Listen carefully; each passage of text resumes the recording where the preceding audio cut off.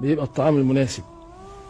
ده البرغوث البحر، وده أعجب حاجة فيه إن البيض بالنسبة للأنثى بيفقس جوه بطنها، وتكون النتيجة إن البراغيث بياكلوا أحشاء الأم. يعني ده نوع من الحمل الانتحاري. شوف الأنثى انتهت خلاص، الأم انتهت، لأن كل الجيل الجديد جواها الفأس كلها وخلص عليه.